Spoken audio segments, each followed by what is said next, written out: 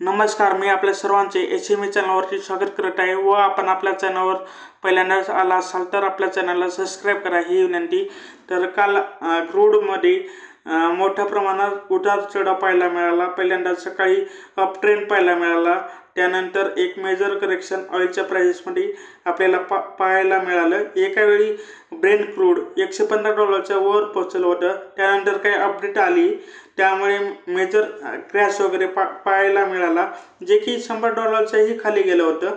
ऑइलच्या प्राइसेसमध्ये काल major up move पाहायला मिळाली होती की मिडल ईस्टच्या कंपन्यांनी ऑइलचं प्रोडक्शन कमी केलं होतं। तसेच आता जिओ पॉलिटिकली ज्या गोष्टी घडत आहेत इराण वेस्ट एशिया कंट्रीजमध्ये, तेथील वार टाईप सिच्युएशन आता संपेल असे दिसून येत नाही। त्यामुळेच ऑइलमध्ये एक चांगल्या प्रकारे अप मूव पाहायला मिळाली होती। तसेच ओपन ही $100च्या वर झालेलं होतं।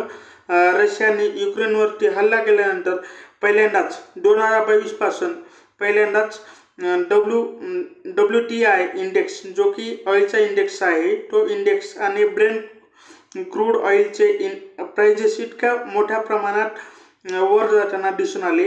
आणखी एक न्यूज येत आहे की G7च्या सर्व मिनिस्टरने एकत्र येऊन हा निर्णय घेतला आहे की जेही त्यांच्याकडे ऑइलचे रिझर्व आहेत ते रिलीज करणार, खुले करणार अशा वेळी करत आहेत की जेथे की आपल्याला खूप मोठ्या प्रमाणात प्रॉब्लेम येत आहेत। त्यामुळे मार्केटने याला चांगलं सप्लायच्या हेतूने घेतला आहे, जे की मार्केटमध्ये येणार आहे। व काल फ्रान्सच्या फायनान्स मिनिस्टरने डिक्लेअर केलं आहे की या ग्रुपने असा निर्णय आतापर्यंत घेतला नाही, पण आपण किमान विचारात घेणार आहोत किंवा याला कन्सिडर केलं जात आहे। अशा गोष्टी सध्या तरी वगैरे केल्या जात आहेत। ऑइल प्राइजेस या म्हणजे एक्सपेक्टेशन सोबत फुल बॅक वगैरे झाले आहे की जर हे ऑइलचे रिझर्व मार्केटमध्ये येत असतील तर तो चांगल्या पद्धतीने मार्केटला सपोर्ट देतील। आता G7 नेशनही याला इंडिकेट दिलेलं दिसून येत आहे असं आपण समजू शकतो। व डोनाल्ड ट्रम्पने आपल्या सोशल मीडियावरती असं ट्विट केलं होतं, या ऑइल प्राइजेस शॉर्ट टर्ममध्ये वाढू शकतात व गेन देऊ शकतात।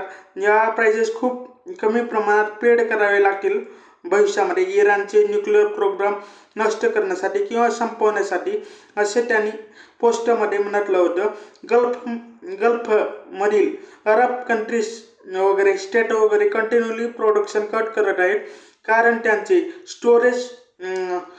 स्टोरेज स्पेस संपुष्टात येत आहे किंवा संपत वगैरे आहे। तसेच कारण की त्यांचं ऑइलचे टँकर स्टेट ऑफ हॉर्मुझमधून जाऊ शकत नाही, तर यामुळेच ऑइलच्या प्रोड्युसरकडे ऑइलचे स्टॉक वगैरे वाढत आहे। त्यामुळे या अरब नेशनला ऑइलचे स्टॉक आपल्याकडे ठेवावं लागत आहे। या सर्व परिस्थितीमुळे त्यांचे स्टोरेजची जागा वगैरे संपत आहे।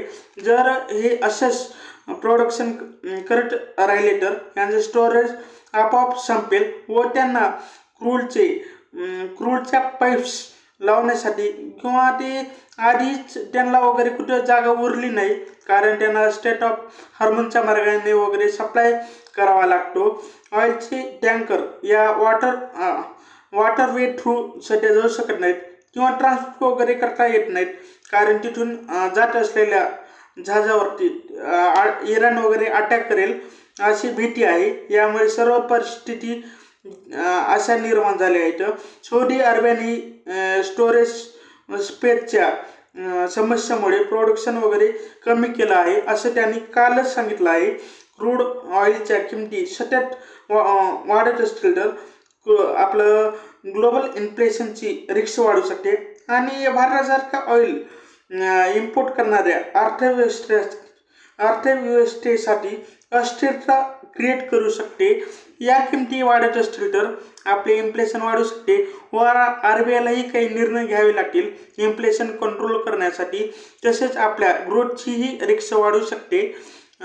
क्रूड ऑइलच्या वाढत्या किमती व जिओ पॉलिटिकल रिस्कमुळे शॉर्ट टर्म मार्केटमध्ये अस्थिरता निर्माण होऊ शकते, व्होलॅटिलिटी निर्माण होऊ शकते आणि इमर्जिंग मार्केटमध्ये फॉरेन फ्लोवरती प्रेशर निर्माण वगैरे होऊ शकतं. गव्हर्नमेंटच्या ऑफिसचे हे म्हणणं आहे की क्रूडचे रेट $100 पर डॉलरच्या वरही गेले किंवा ओलांडले तरी पेट्रोल डिझेलच्या किमतीत त्वरित लगेच वगैरे वाढ वगैरे होणार नाही. ते ऑफिशियल्स म्हणतात की भारत या ऑइल मार्केटची सिच्युएशन क्लोजली मॉनिटर करत आहे. त्यामुळे त्वरित या रिटेल फ्यूल प्राइजेस वगैरे वाढवण्याचा सध्या तरी प्लॅन नाही. आणि इंडियन ऑइल कंपनीज हे पाहत आहेत की सध्या कॉस्ट प्रेशर त्यांना सहन वगैरे करावं लागत आहे, कारण की रिटेल प्राइजेस वाढत नाहीत. सूत्रांनी सांगितलं की डोमेस्टिक LPG सिलेंडरचे रिफिल बुकिंग करण्यासाठी किमान प्रतीक्षा कालावधी देखील 21 दिवसावरून 25 दिवसापर्यंत वाढवण्यात आली आहे, जेणेकरून ती होल्डिंग होऊ शकते. याचा अर्थ असा आहे की पुढे चालून येथे शॉर्टेज झाला तर सप्लाय होल्ड वगैरे करू शकतात ते. तर तिथे येणाऱ्या समस्यांना अवॉइड करण्यासाठी ही स्टेप वगैरे घेण्यात आलेली आहे. ॲव्हरेज हाऊसहोल्ड होल्डिंग जे आहे ते कंझ्युमरच्या अँगलने जवळपास 7 ते 8 LPG गॅस सिलेंडर जे की 14.2 किलो वजनाचे होल्ड वगैरे करत आहेत या वर्षामध्ये. या गोष्टीमुळे सप्लाय चेनच्या कालावधी वगैरे वाढवण्यात आलेला आहे. म्हणजेच वेटिंग पिरियड थोडासा वाढवण्यात आला आहे व ऑइलच्या स्टॉक सोबत LPGचाही एक चांगला स्टॉक सध्या तरी आहे आपल्याकडे असे सांगितलं जात आहे. व गव्हर्नमेंट या प्राइजेसला कमी ठेवत असल्यामुळे किंवा कंट्रोल करत असल्यामुळे ग्राहकांना तात्पुरती सिक्युरिटी वगैरे मिळू शकते. पण हे जास्त वेळ राहील का नाही यावर मोठे प्रश्नचिन्ह आहे. परंतु जर क्रूड ऑइलच्या प्राइजेस वाढत असतील तर ते ऑइल मार्केटिंग कंपनीजवरती प्रेशर निर्माण होऊ शकतं. आता प्रॉब्लेम हाच आहे की ऑइलच्या किमती वाढत आहेत व सप्लायही येत नाही. म्हणजे दोन्ही सिच्युएशन व्हेरी क्रिटिकल आहेत. म्हणजे कमीत कमी स्टेट ऑफ हॉर्मुझकडून आता हे पाहावं लागेल की जिओ पॉलिटिकली सिच्युएशन किती वेळ ही राहील. जर ही परिस्थिती जास्त कालावधी अशीच राहिली तर ऑइल कंपन्याही काही स्टेप वगैरे घेतील, ज्यामुळे की ह्या प्राइजेस वगैरे पॉसन वगैरे केल्या जाऊ शकतात. आणि काल आपल्या पेट्रोलियम मिनिस्टरने म्हटलं आहे की भारताकडे 74 दिवसासाठी ऑइल पेट्रोलियम प्रोडक्ट वगैरे आहेत. ही माहिती त्यांनी पार्लमेंटमध्ये काल दिली आहे.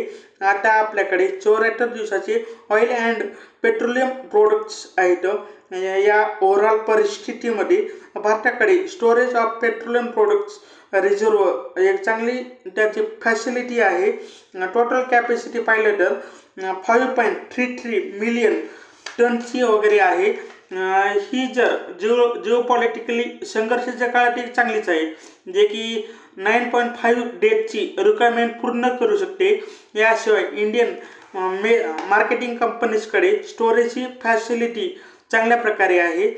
क्रूड ऑइल अँड पेट्रोलियम प्रोडक्टसाठी जे की 64.5 दिवसाची रिक्वायरमेंट फॅसिलिटी आहे, कॅपॅसिटी आहे. त्यामुळे संपूर्ण नेशनची क्रूड ऑइल अँड पेट्रोलियम प्रोडक्टची कॅपॅसिटी जवळपास 74 दिवसाची आहे. व गव्हर्नमेंटने जुलै 2021 नवीन फॅसिलिटी इस्टॅब्लिश केली होती व त्याला अप्रुव्हलही दिलं होतं. 6.5 MMT ची स्टोरेज कॅपॅसिटी जी की ओडिशा राज्यात आहे व 2.5 MMT ची फॅसिलिटी कर्नाटक राज्यात होईल. या वाढत्या कॅपॅसिटीमुळे म्हणजे 12 दिवसाचे आपलं ऑइल रिझर्वची रिक्वायरमेंट वगैरे पूर्ण होऊ शकते. तर शेवटी आपल्या चॅनलला सबस्क्राईब आणि व्हिडिओला लाईक करा. हीच विनंती. हा व्हिडिओ पाहिल्याबद्दल धन्यवाद. थँक्यू.